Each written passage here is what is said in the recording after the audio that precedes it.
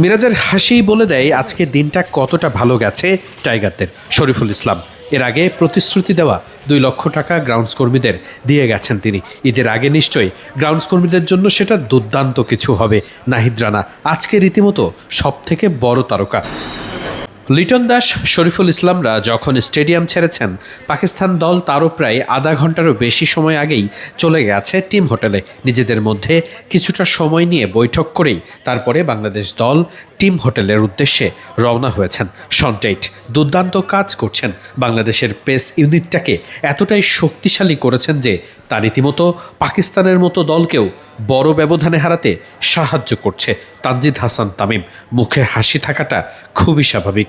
আজকে শাহিন শাহ আফ্রিদি কিংবা ফাহিম আশরাফদের মতো বোলারদের যেভাবে তুলোধনা করেছেন তা রীতিমতো সবাইকে অবাক করেছে।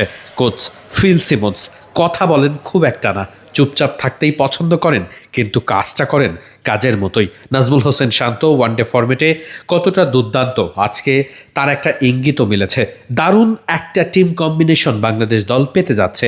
যদিও ওয়ানডে ফরম্যাটে বাংলাদেশের এই দলটা কেমন করতে পারে সেটার জন্য আরও কিছুটা সময় অপেক্ষা করতেই হবে। প্রথম ম্যাচে পাকিস্তানকে যেভাবে বাংলাদেশ হারিয়েছে তা রীতিমতো বাকি 2 ম্যাচেও বলবৎ রাখতে পারলে বাংলাদেশ দলের জন্য দারুণ একটা সময় অপেক্ষা করতে যাচ্ছে। আর মাত্র একটা বছর পর 2027 সালেই সাউথ আফ্রিকার মাটিতে ওয়ানডে বিশ্বকাপ খেলতে যাবে বাংলাদেশ।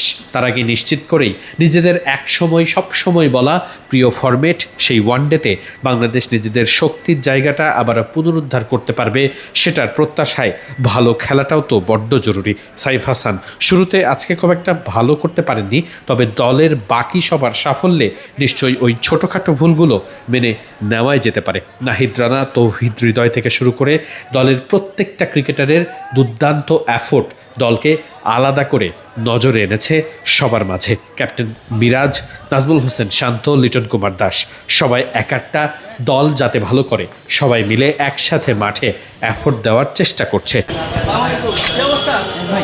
সবসময় এমন হাসি মুখেই থাকতে পছন্দ করেন মেহেদী হাসান মিরাজ।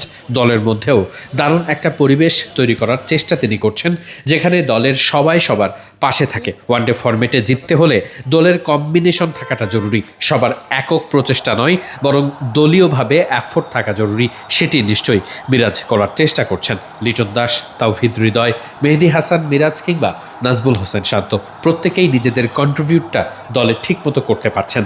ক্যাপ্টেন যেই হোক না কেন, দলের প্রয়োজনে সবাই সিদ্ধান্ত জানাতে এগিয়ে আসছেন। সবার মাঝে থাকা দারুণ এই টিম বন্ডিংটাই শেষ পর্যন্ত বাংলাদেশ দলকে দারুণ শক্তিশালী করে তুলছে।